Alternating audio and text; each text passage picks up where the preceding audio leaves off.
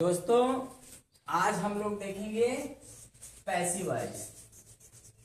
तो passive voice आपके board exam में आता है, वो आता है 2 नंबर का। ठीक है? Yes sir. तो 2 नंबर का हम लोग देखेंगे पैसिव वॉइस। तो पैसिव वॉइस बनता है अफर्मेटिव सेंटेंस का, निगेटिव सेंटेंस का और एक बनता है इंपरेटिव सेंटेंस का। Yes sir. तो थोड़ा थोड़ा एक एक करके हम सभी देखेंगे। तो सबसे पहले हम बात करते हैं टेंस की। तो टेंस में आपको 2 सेंटेंस पढ़ने को मिलेगा और पहला सेंटेंस आपको पढ़ने को मिलेगा अफर्मेटिव, फिर है निगेटिव, एक है इंट्रोगेटिव। और इंट्रोगेटिव हमारा 2 टाइप का, पहला WH टाइप और दूसरा हमारा है यस और नो टाइप। कि जब हम किसी से प्रश्न पूछते हैं तो वो होता है हमारा प्रश्नवाचक वाक्य। और प्रश्न हम 2 तरह से पूछते हैं। एक पूछते हैं कि क्या तुम खाते हो, और दूसरा पूछते हैं कि तुम क्या खाते हो। ठीक? तो जब हम पूछेंगे क्या तुम खाते हो तो आप बोलोगे यस हम खाते हैं, या आप बोलोगे नो हम नहीं खाते हैं। तो हमें उत्तर यस या नो में ही देना होता है, इसलिए हम इसको कहते हैं यस और नो टाइप। और दूसरा है WH टाइप। WH टाइप में क्या होता है कि जब प्रश्नवाचक शब्द वाक्य के बीच में आते हैं, तो जब बीच में आते हैं जैसे तुम क्या खाते हो, तो हमें उसका आंसर देना होता है, वो भी एक सेंटेंस में। मैं बोलूंगा कि मैं आम खाता हूं, मैं खाना खाता हूं। ठीक? पूरा एक हम सेंटेंस में बोलेंगे, इसलिए ये जो सेंटेंस में बोला जाता है यही हमारा कहलाता है WH टाइप। तो चलो अब हम देखते हैं टेंस का हम पैसिव वॉइस कैसे बनाते हैं। तो टेंस आप लोग पढ़े हो, टेंस हमारा कितने टाइप का? 3 टाइप का, present tense, past tense, future tense. और प्रत्येक टेंस के कितने भाग? 4 भाग। जैसे हम इंडेफिनिट की बात करेंगे, कॉन्टिन्यूअस, परफेक्ट और परफेक्ट कॉन्टिन्यूअस। तो प्रेजेंट टेंस हमारा 4 भाग, इंडेफिनिट, कॉन्टिन्यूअस, परफेक्ट और परफेक्ट कॉन्टिन्यूअस।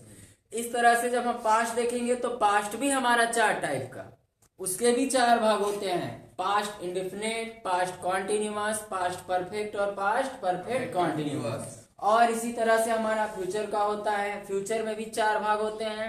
कौन कौन से? Future indefinite, future continuous, future perfect और फ्यूचर परफेक्ट कॉन्टिन्यूअस।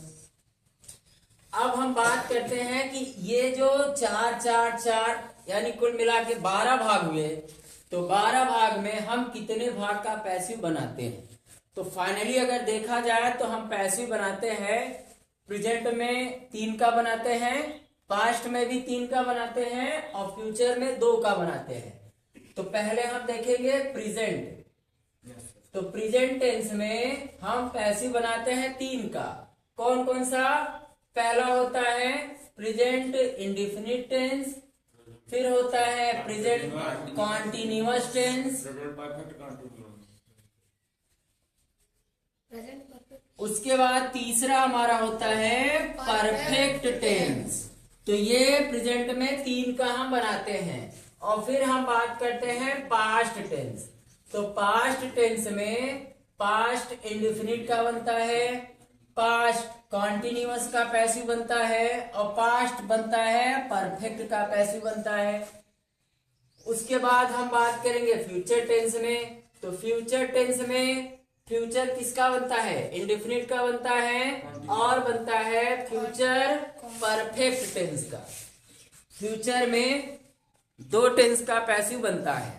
फ्यूचर में बनता है फ्यूचर इंडेफिनिट का, फ्यूचर परफेक्ट टेंस का। और पास्ट में बनता है past indefinite tense, past continuous tense, past perfect tense. और प्रेजेंट में हम देखेंगे तो प्रेजेंट इंडेफिनिट का बनता है, प्रेजेंट कॉन्टिन्यूअस का बनता है और प्रेजेंट परफेक्ट का बनता है। तो प्रेजेंट में 3 टेंस है जिसका पैसिव बनता है, पास्ट में भी 3 टेंस है जिसका पैसिव बनता है, और फ्यूचर में 2 भाग हैं उसके जिसका हम पैसिव बनाते हैं। तो देखो, एक्टिव वॉइस की सहायक क्रिया अलग होती है और पैसिव वॉइस की सहायक क्रिया अलग होती है। अगर एक्टिव वॉइस में, अब हम थोड़ा सहायक क्रिया की बात कर लेते हैं। तो अगर एक्टिव वॉइस में सहायक क्रिया है डू या डज, तो पैसिव बनाते समय किस में चेंज करते हैं?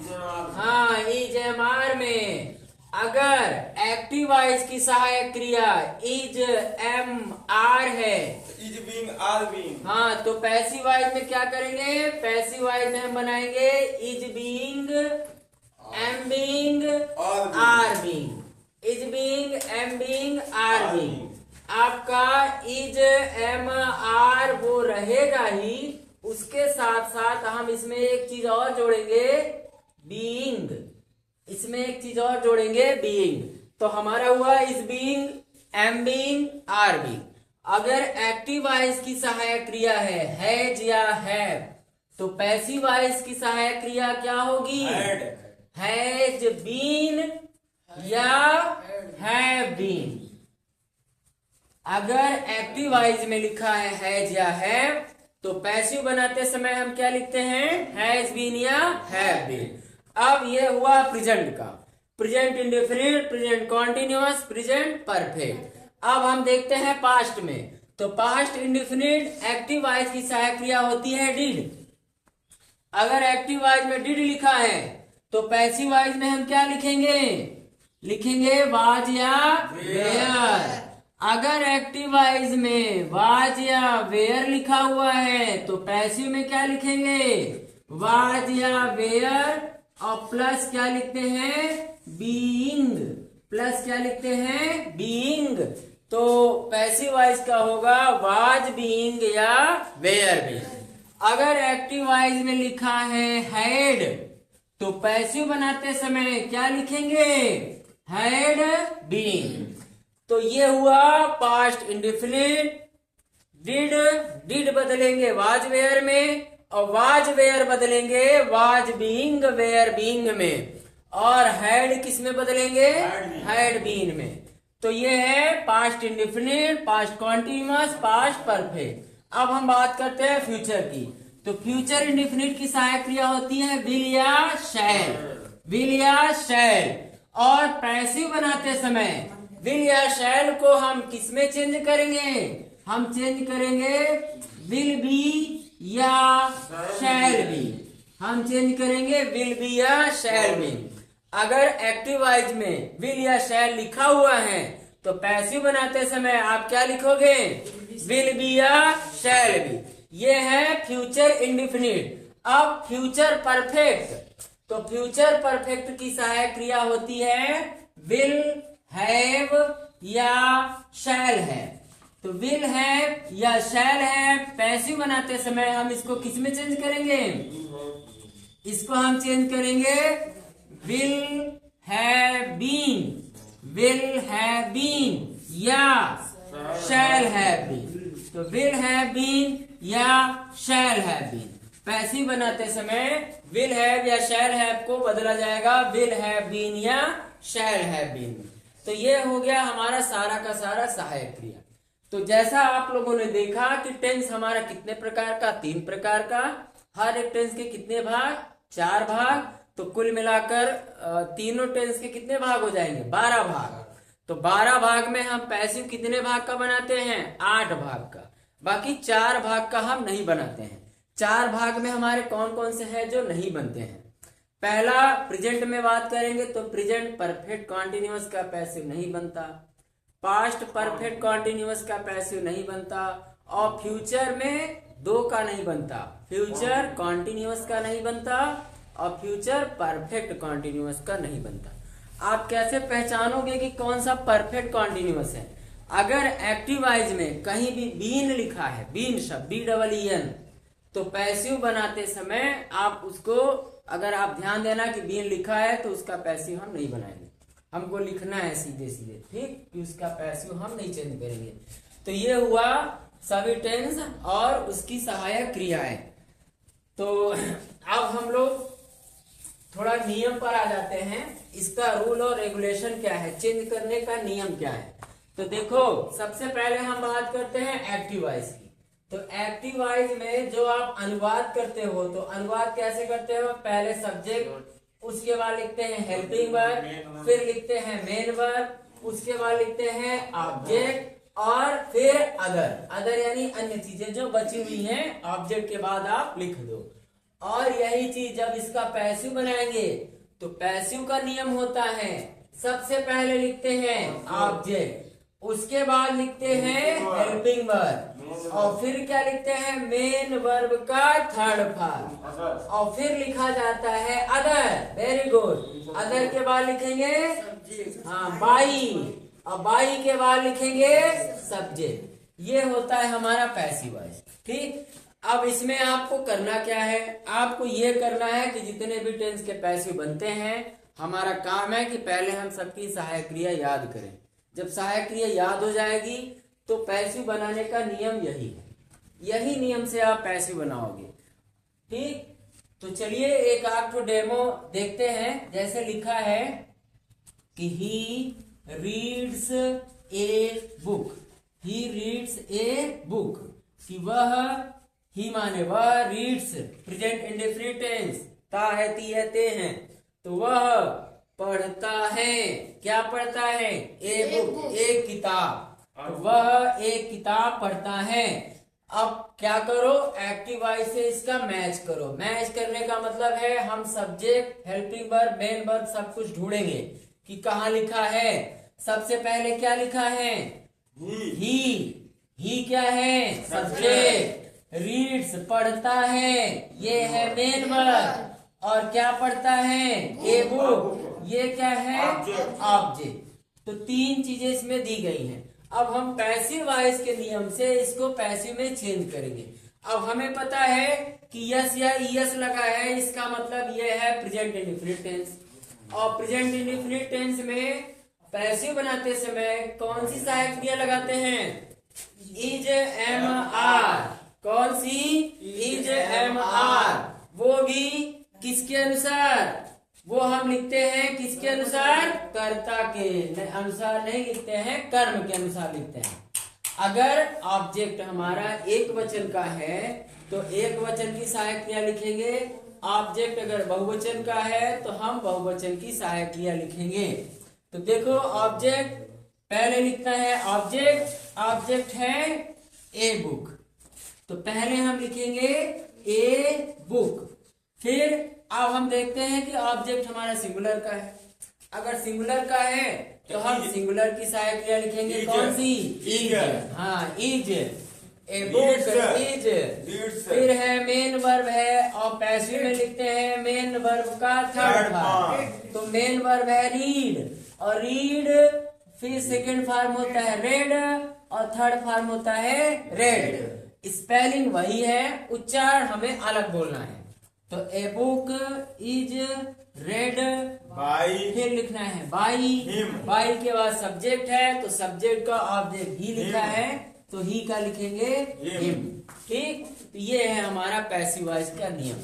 अब हम ये देखेंगे कि पैसिव वॉइस जैसे एक्टिव वॉइस में 4 सेंटेंस होते हैं, उसी तरह से पैसिव वॉइस में भी 4 सेंटेंस होते हैं। अब वो 4 सेंटेंस कौन कौन से हैं?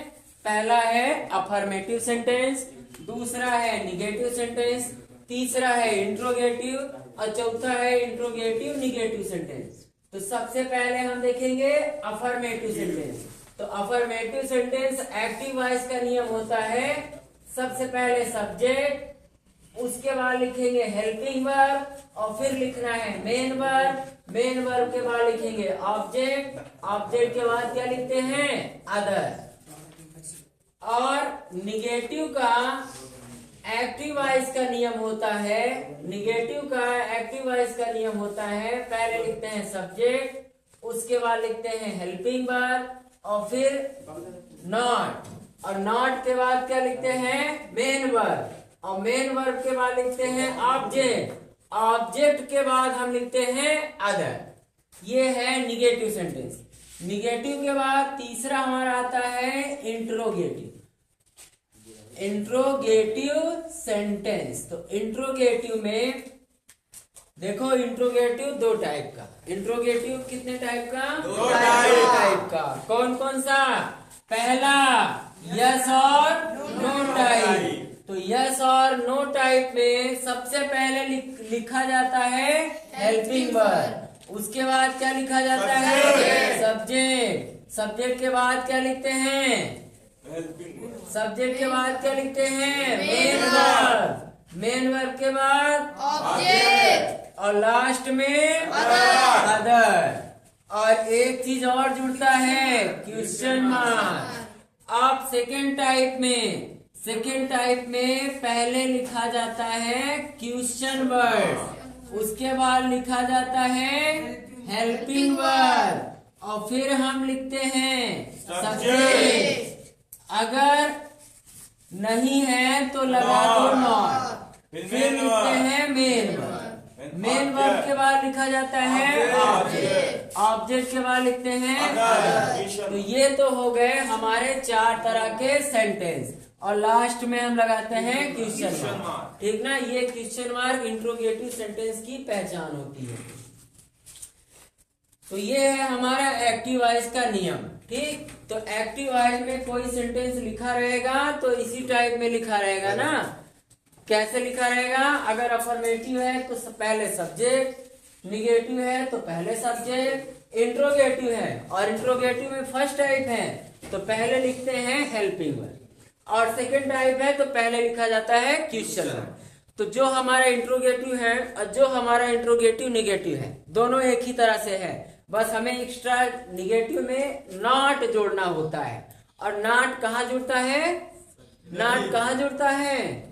सब्जेक्ट के बाद। तो सब्जेक्ट है, ये है सब्जेक्ट और इसके बाद प्लस करके हम लिखते हैं नॉट।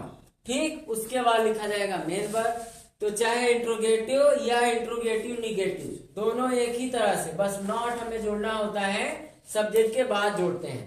तो ये है हमारा एक्टिव वॉइस का नियम। अगर यही चीज हम पैसिव में चेंज करेंगे तो पैसिव में क्या होगा? पैसिव में सबसे पहले लिखा जाएगा ऑब्जेक्ट, ऑब्जेक्ट के बाद क्या लिखेंगे? हेल्पिंग वर्ब, हेल्पिंग वर्ब के बाद क्या लिखेंगे? मेन वर्ब का थर्ड फॉर्म और फिर लिखा जाएगा अदर, अदर के बाद लिखेंगे बाई और बाई के बाद क्या लिखेंगे? सब्जेक्ट, सब्जेक्ट मतलब सब्जेक्ट का ऑब्जेक्ट। एज इट सब्जेक्ट नहीं लिखेंगे, सब्जेक्ट हम एज इट लिखेंगे। जैसे कोई नाम है, जैसे नाम है मान लो राम, तो राम का राम ही लिखेंगे।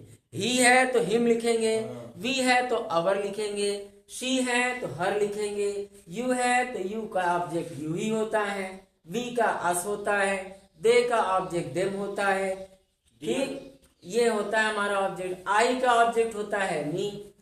तो ये सब चीजें, तो अगर कोई सब्जेक्ट है तो सब्जेक्ट का हमें ऑब्जेक्ट ही लिखना है। निगेटिव का पैसिव वॉइस का नियम है कि पहले क्या लिखेंगे? ऑब्जेक्ट। तो पहले हमें लिखना है ऑब्जेक्ट, उसके बाद लिखना है हेल्पिंग वर्ब, हेल्पिंग वर्ब के बाद हमें लिखना है नॉट और फिर वर्ब का थर्ड फॉर्म, उसके बाद लिखेंगे अदर, अदर के बाद लिखेंगे बाई और बाई के बाद क्या लिखेंगे? सब्जेक्ट का ऑब्जेक्ट। इंट्रोगेटिव फर्स्ट टाइप, इसका पैसिव का नियम होता है, पैसिव का नियम होता है कि पहले हमें लिखना है हेल्पिंग वर्ब, यही वाला नहीं। एक्टिव वॉइस में एक्टिव वॉइस का हेल्पिंग वर्ब नहीं लिखना है, हमें लिखना है पैसिव वॉइस का हेल्पिंग वर्ब। कि एक्टिव वॉइस में जो भी लिखा है और आप उसको नहीं, बल्कि पैसिव वॉइस में जो हेल्पिंग वर्ब लगता है उसे लिखेंगे।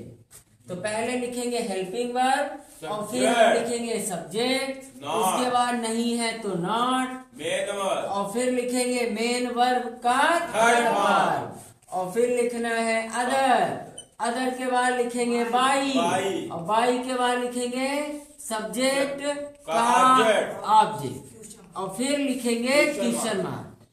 एक्टिव में क्वेश्चन मार्क लगा रहेगा और पैसिव वॉइस में भी क्वेश्चन मार्क लगा रहेगा। और सेकेंड टाइप का पैसिव वॉइस ये भी इसी तरह से होगा, पहले क्वेश्चन वर्ड लिखा है, पैसिव वॉइस में आप लिखो पहले क्वेश्चन वर्ड, उसके बाद हेल्पिंग वर्ब लिखा है तो आप पैसिव वॉइस का हेल्पिंग वर्ब लिखो, सब्जेक्ट, उसके बाद है सब्जेक्ट। तो सब्जेक्ट की जगह हम पैसिव में क्या लिखते हैं? ऑब्जेक्ट। ऑब्जेक्ट के बाद लिखेंगे, देखो हेल्पिंग वर्ब पहले ही लिखे है ना, अब यहाँ हेल्पिंग वर्ब नहीं लिखना है, अब यहाँ हमको लिखना है मेन वर्ब का थर्ड पार्ट।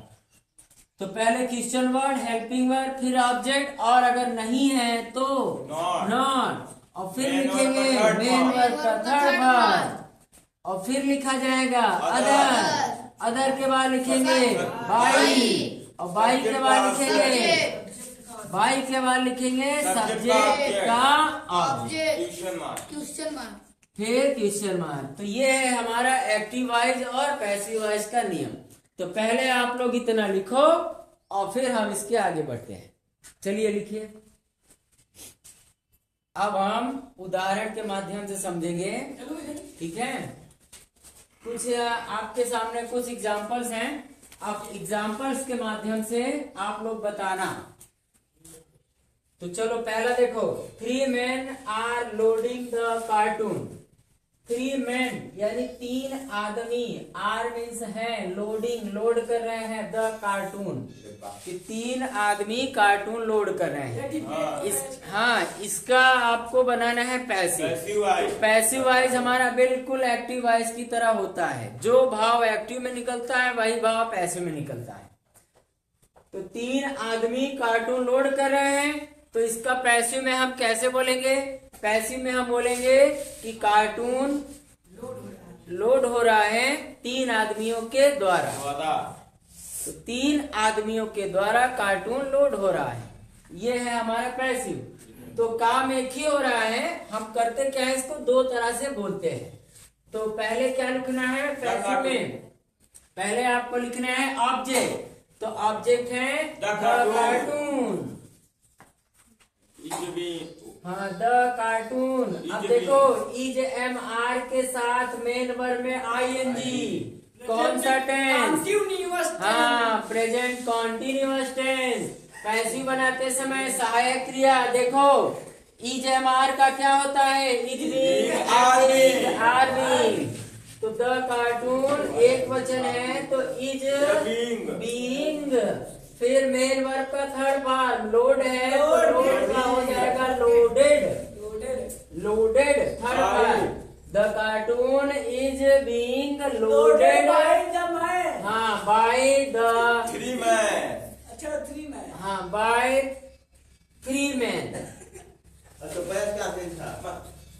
Bye 3 men। अगला the king shot a tiger. The king यानी राजा ने शॉट, शॉट मीन्स मारा, मारा कौन सा टेंस? Past indefinite tense, past indefinite tense. सहायक क्रिया डिड, और डिड को बदलते हैं वाज वेयर में। तो इसमें सहायक क्रिया लिखा नहीं है, क्योंकि पास्ट इंडेफिनिट अफर्मेटिव में हम सहायक क्रिया नहीं लिखते हैं, तो इसलिए इसमें सहायक क्रिया लिखा नहीं है। हाँ उसकी जगह क्या होता है? मेन वर्ब का सेकेंड फॉर्म। तो लिखेंगे the king shot a tiger. पहले लिखा जाएगा अ टाइगर, अ टाइगर ये है ऑब्जेक्ट। तो अ टाइगर एक वचन का सहायक क्रिया लगेगी वाज, शॉट, शॉट, शॉट तो खुद ही आपका सेकेंड और थर्ड फॉर्म एक ही होता है ना। देखो फर्स्ट फॉर्म में हम लिखते हैं shoot, S S double O T, shoot, ये है फर्स्ट फॉर्म। और सूट का सेकंड फॉर्म होता है शॉर्ट, थर्ड फॉर्म भी होता है शॉर्ट। तो हमें लिखना है शॉर्ट। तो a tiger was shot by the king, a tiger is shot by the king. अगला was I not helped by him. तो लिखेंगे देखो ये एक्टिव वॉइस की है, एक्टिव वॉइस का है कि पैसिव वॉइस का है? हाँ ध्यान से देखकर बताओ, ये एक्टिव का है कि पैसिव का है? पैसिव का है। हाँ ये है पैसिव का। तो अगर ये पैसिव वॉइस का है, इसका मतलब है आपको बनाना है एक्टिव वॉइस में। तो ये जो दिया है वो है पैसिव वॉइस का, आपको बनाना है एक्टिव वॉइस में। तो एक्टिव वॉइस में उससे पहले आप ये बताओ कि ये जो सेंटेंस लिखा है किस टाइप का सेंटेंस है? अफर्मेटिव, निगेटिव या इंट्रोगेटिव? ये है इंट्रोगेटिव। और इंट्रोगेटिव कौन सा टाइप? फर्स्ट टाइप पहले लिखी है सहायक क्रिया, तो एक्टिव में भी वही होता है, पहले लिखेंगे सहायक क्रिया, उसके बाद क्या लिखेंगे, सब्जेक्ट का ऑब्जेक्ट, सब्जेक्ट का ऑब्जेक्ट। अच्छा एक चीज और, अगर पैसिव वॉइस में वाज लिखा है, इसका मतलब वो एक्टिव वॉइस से चेंज हुआ है तभी वाज लिखा है। तो देखो एक्टिव वॉइस में होता है डिड और पैसिव वॉइस में होता है वाज। तो अगर वाज लिखा है हमें एक्टिव में बदलना है तो उसको बदलेंगे डिड में, अगर डिड लिखा है पैसिव में बदलना है तो उसको बदलेंगे वाज में। और ये जो सेंटेंस दिया है वो सेंटेंस आपका दिया है पैसिव वॉइस का, इसका मतलब वाज लिखा है और वाज किस में बदलेगा, डिड में। तो ये जो पहले वाज लिखा है वाज हमारा चेंज होगा डिड में। और फिर हमें लिखना है सब्जेक्ट, और सब्जेक्ट कहाँ होता है, अंत में होता है हिम, और हिम पहले आएगा तो क्या बनेगा ही, और फिर नहीं है तो नॉट। अब मेन वर्ब का फर्स्ट फॉर्म हेल्प्ड है तो हेल्प्ड को लिखेंगे हेल्प, क्योंकि एक्टिव वॉइस में थर्ड फॉर्म नहीं होता, पैसिव वॉइस में थर्ड फॉर्म होता है। हम बदल रहे हैं एक्टिव वॉइस में, इसलिए हेल्प का हो जाएगा हेल्प। तो डिड ही नॉट हेल्प, और पहले लिखा है ऑब्जेक्ट आई, और ये होता है, ये इसको लिखना है लास्ट में, तो आई का हो जाएगा me. Did he not help me, ये है एक्टिव वॉइस और ये है आपका पैसिव वॉइस। तो जो आपका सेंटेंस दिया था वो पैसिव में दिया था, हमने बदल दिया एक्टिव में। अब देखो अगला, ही ऑलवेज हेल्प्ड अस, ही ऑलवेज हेल्प्ड मी, ही ऑलवेज हेल्प्ड मी, कि वह हमेशा, हेल्प मतलब सहायता करता था, मी मतलब मेरा, तो वह हमेशा मेरी सहायता करता था। इसको बनाना है पैसिव में। तो पैसिव में क्या करते हैं, पहले ऑब्जेक्ट लिखते हैं, ऑब्जेक्ट है मी, और मी पहले आएगा तो बनेगा आई, उसके बाद लिखेंगे सहायक क्रिया, कौन सा टेंस है, ये वाला कौन सा टेंस है, ये दिया है पास्ट इंडेफिनिट में, और सेंटेंस है अफर्मेटिव, तो पास्ट इंडेफिनिट अफर्मेटिव में कौन सी सहायक क्रिया लिखते हैं, सहायक क्रिया कौन सी लिखते हैं, वाज या वेयर, तो I was, always, I was always, फिर लिखेंगे हेल्प्ड, मेन वर्ब का थर्ड पार्ट हेल्प्ड, उसके बाद होगा बाई, फिर ही है तो ही का लिखेंगे हिम, तो I was always helped by him. अगला sentence, why am I writing a letter, ये है प्रेजेंट कॉन्टिन्यूअस टेंस, और सेंटेंस कैसा है, इंट्रोगेटिव, और कौन सा टाइप, सेकेंड टाइप, प्रश्नवाचक शब्द पहले हैं, तो पैसिव भी यही होगा, पहले लिखेंगे वाई, उसके बाद लिखेंगे सहायक क्रिया, इज एम आर किसमें चेंज होता है, इज एम आर चेंज होता है is being am being are being में, और किसके अनुसार, ऑब्जेक्ट के अनुसार, ऑब्जेक्ट है अ लेटर, अ लेटर है एक वचन का, तो वाई के बाद लिखेंगे why is a letter object, उसके बाद लिखेंगे बीइंग, बीइंग, और write wrote written, first form होता है राइट, सेकंड फॉर्म होता है रोट, और थर्ड फॉर्म होता है written. Why is a letter being written by, subject का ऑब्जेक्ट, सब्जेक्ट है आई और आई का ऑब्जेक्ट होगा मी। तो ये है हमारा एग्जाम्पल, इसको आप लोग लिखो और फिर हम आगे बढ़ेंगे। हमारे पास कुछ और उदाहरण हैं, जैसे दिया है कि he gave me a glass of water. He माने वह या उसने, गेव माने दिया, मी माने मुझे, ए ग्लास ऑफ वाटर तो एक गिलास पानी। तो पहले लिखा है सब्जेक्ट, उसके बाद है मेन वर्ब, फिर है ऑब्जेक्ट और ये है अदर। तो ऑब्जेक्ट हम इसको भी मान सकते हैं क्योंकि इससे भी हमारा पैसिव बनेगा। तो हम लिखेंगे कि ए ग्लास ऑफ वाटर, और ये टेंस कौन सा है? टेंस है पास्ट इंडेफिनिट टेंस, और सेंटेंस कैसा? अफर्मेटिव। तो अफर्मेटिव है इसलिए इसमें मेन वर्ब का सेकंड फॉर्म में गेव लिखा है। तो गेव होता है, फर्स्ट में गिव होता है, सेकंड में होता है गेव, और थर्ड में होता है गिवन। हाँ, गिवन। तो इसमें लिखा है गेव मतलब सेकंड फॉर्म। इसका मतलब यह है पास्ट इंडेफिनिट, और पास्ट इंडेफिनिट की सहायक क्रिया डिड, और डिड किसमें चेंज करते हैं? वाज वेयर में। तो हम इसमें सहायक क्रिया लिखेंगे वाज या वेयर। जाते तो हम और एक है ऑब्जेक्ट हमारा ए ग्लास ऑफ वाटर। तो चाहे मी को आप पहले लिखो, चाहे आप ए ग्लास ऑफ वाटर को पहले लिखो। अगर मी को हम पहले लिखते हैं तो मी का हो जाएगा आई, और आई के साथ सहायक क्रिया लगेगी वाज। और वाज क्यों लगेगा? क्योंकि यह है पास्ट इंडेफिनिट टेंस। पैसिव बनाते समय सहायक क्रिया लिखते हैं वाज या वेयर।